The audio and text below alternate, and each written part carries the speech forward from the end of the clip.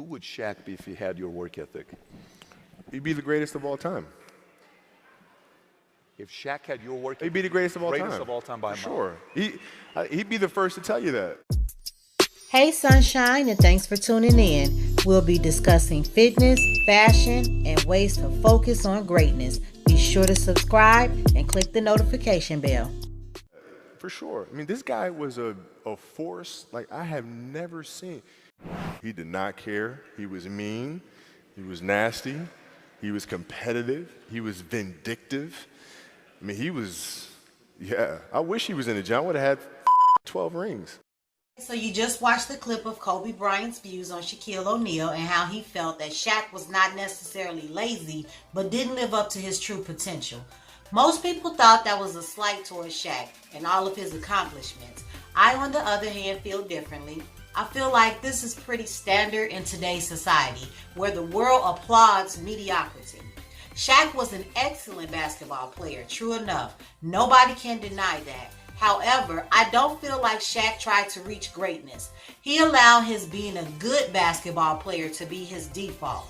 I doubt that he took the extra mile, for example, waking up an hour earlier, practicing before the team, or protecting himself better from injuries, or eating better to stay at a good weight so that he could play at full potential every moment of every game.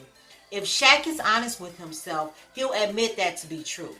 Now let's just take that same notion and relate it to the real world. How many times have you did just enough to get by? That's what Kobe is discussing. How many times have you went to work and counted down the clock just anticipating to go home, or committed to a fitness program and quit before you saw any results because you didn't want to put in the extra effort that you know it would take to lose those pounds? So many of us have even stayed in relationships knowing you didn't want to be there. Those are all examples of living a mediocre life.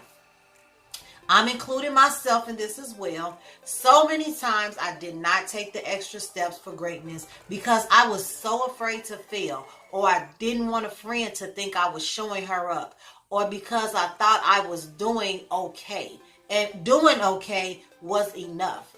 I live by mediocrity, getting by. I use the excuse, that's just how I am. For at least 10 years, I convinced myself that I was just a thick chick and I was okay with my weight. I lied to myself time and time again, knowing that I needed to do something and lose the weight so that I could finally become a healthier woman. Greatness has to be strived for. You cannot simply sit by and expect to be remembered as one of the greats. And if that is your goal, the work needs to be done. Nothing works but work. Join me and comment below. Let's set a goal today and strive for greatness in whatever area that may be. I believe in you.